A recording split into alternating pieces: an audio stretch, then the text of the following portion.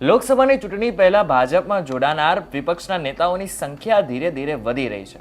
તેવામાં થોડા દિવસથી એવી વાત ચાલી રહી છે કે વેરાવળના ધારાસભ્ય વિમલ ચુડાસમા કોંગ્રેસથી થાકી ગયા છે અને હવે તેઓ ટૂંક સમયમાં કેસરીઓ ધારણ કરશે। ત્યારે શું વિમલ ચુડાસમા ભાજપમાં જોડાઈ જવાના છે, જાણીશું આપણે આ વિડીયોમાં। નમસ્કાર, આપની સાથે હું છું કરણ। લોકસભાની ચૂંટણીના પડઘમ ગુજરાતમાં દરેક જગ્યાએ વાગી ગયા છે। તેના પરિણામ સ્વરૂપ ભાજપ દ્વારા મધ્યસ્થ કાર્યાલયના ઉદ્ઘાટન કરવામાં આવ્યા। ત્યારે હવે ઓપરેશન લોટસ હેઠળ હજુ પણ અનેક વિપક્ષના નેતાઓના રાજીનામા પડી શકે છે। તેવામાં ઘણા સમયથી કોંગ્રેસના અર્જુન મોઢવાડિયા, અમરીશ ડેર અને વિમલ ચુડાસમા રાજીનામું આપી દેશે અને ભાજપમાં જોડાઈ જશે તેવી વાત ફેલાઈ ગઈ છે। તેવામાં હવે વેરાવળના ધારાસભ્ય વિમલ ચુડાસમાને આ બાબતને લઈને ખુલાસો કરવો પડ્યો છે। તેમને જ્યારે રાજીનામું આપવા વિશે પૂછવામાં આવ્યું તો તેમણે કહી દીધું કે મને ભાજપના નેતાઓ હેરાન કરી રહ્યા છે। સાંભળો તેમણે શું કહ્યું। છેલ્લા 6 વર્ષથી આપના જેવા પત્રકાર મિત્રને હું વારંવાર જ્યારે પણ જે કોઈ મારા મિત્રો બધું આવું દેતા હોય છે એને હું કહેતો હોઉં છું કે જેટલી વાર મારું નામ આવ્યું છે એટલી વાર મેં સ્પષ્ટતા આપી છે, પાછી પણ સ્પષ્ટતા આપું છું। હું ક્યાંય જવાનું નથી। કોંગ્રેસ પાર્ટીએ ખૂબ મને આપ્યું છે।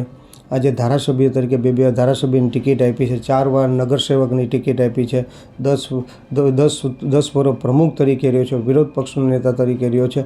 આજે ધારાસભ્યની ટિકિટ આપી છે, ધારાસભ્ય બન્યો છે, એટલે આ લોકો મને પૂછવા આવે છે। આ તો કોંગ્રેસ પાર્ટીનું ઋણ છે કે એને મારી ઉપર ભરોસો મૂક્યો છે, એ ભરોસો ક્યારેય તૂટવા નથી દેવાનો।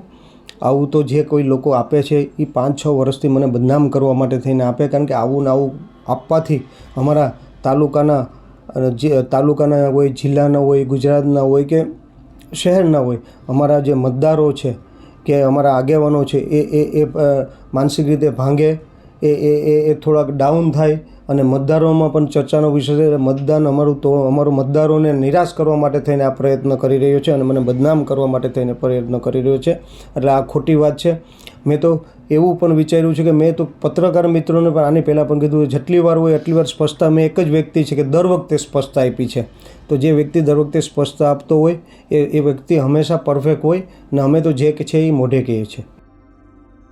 આપને અમારો રિપોર્ટ કેવો લાગે અમને ચોક્કસથી કહેજો। જો વિડીયો થકી તમને કોઈ માહિતી મળી હોય તો વિડીયો લાઇક અને શેર જરૂરથી કરજો તથા આવા જ સમાચારો માટે અમારી ચેનલ નિર્ભય ન્યૂઝને સબસ્ક્રાઇબ કરવાનું ભૂલશો નહીં। આભાર।